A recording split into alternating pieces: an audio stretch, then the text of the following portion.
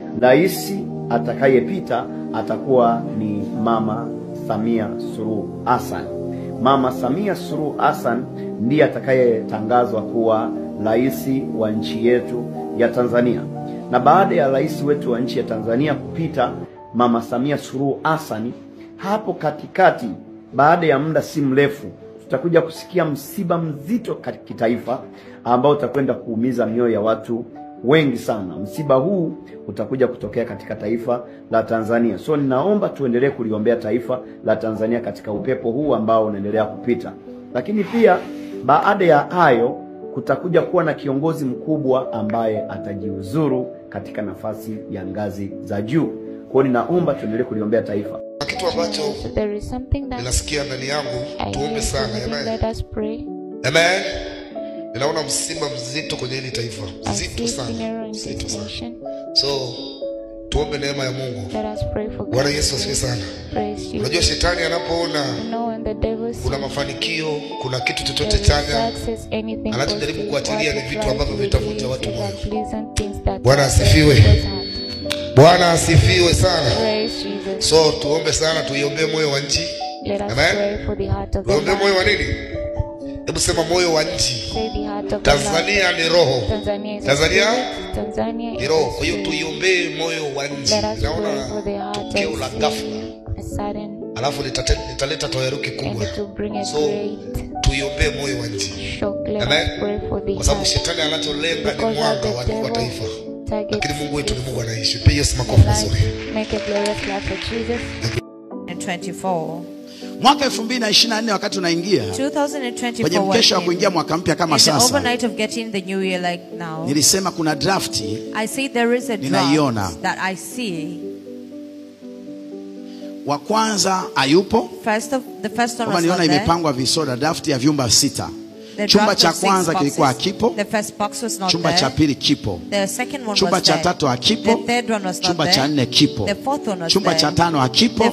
Chumba cha 6 kipo. The 6th one was there. Na nikasema kwenye kota ya kwanza, and I said in the first quarter ya 2024 hii inayo iliyoisha, and of 24 that ended, chumba cha pili, the second box, nikaona hakipo. I saw it wasn't there. Na chumba cha 4, and the fourth box, kaingia kwenye shida ya afya. It got into health challenges. Lakini sasa muendelezo huo, that continuity, na nikasema chumba cha 6, I say the 6th box, kitapitia misukosuko ya kutikiswa. In a lot of disaster be shaken. Pangua, pangua. Wala aliowaamini akaweka karibu, atatoa, ataweka. Yani atatikiswa, pressure itapanda. They'll be shaken and the pressure will go up. Asa muendelezo wa hiyo drafti, the continuity of that draft, unaendelea mwaka huu. It continues this year. Na mwaka huu drafti inaisha mchezo. And this year the draft ends up in the game.